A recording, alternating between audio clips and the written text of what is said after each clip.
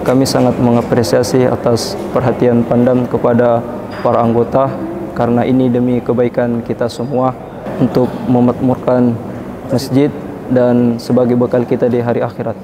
Kami lihat selama Bapak Pangdam yang menjabat, jamaah semakin bertambah.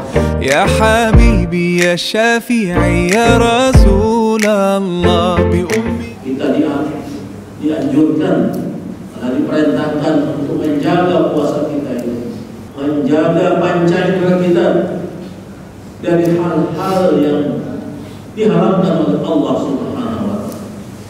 Menjaga mata, menjaga telinga, menjaga lidah, tangan.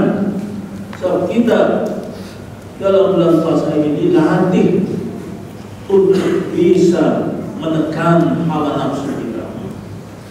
Jadi orang muslim yang berpuasa, yang betul-betul melaksanakan sesuai dengan tuntunan agama, insya Allah menjadi manusia yang bertakwa.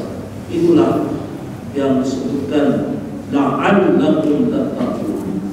Hendaknya kita pergunakan kesempatan yang besar ini, kesempatan untuk banyak istighfar kepada Allah dan mengharapkan kepada Allah akan diampuni dosa-dosanya.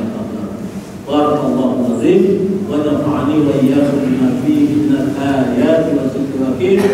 Aqulu qawli hadza wa astaghfirullah li wa lakum wa li sa'iril muslimin min kulli dhanb fastaghfiruhu innahu huwal ghafurur rahim. Habibi ya Muhammad ataita bis salam wal huda Muhammad.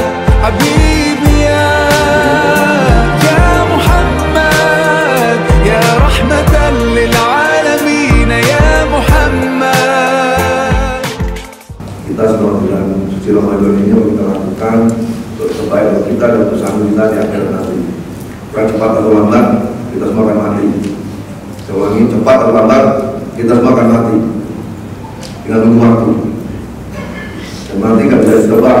Hampir setiap hari kita ada anggota kita meninggal. Mari kita waktu yang ada kita persiapan. Waktu yang ada kita dari bekal untuk akhirat nanti.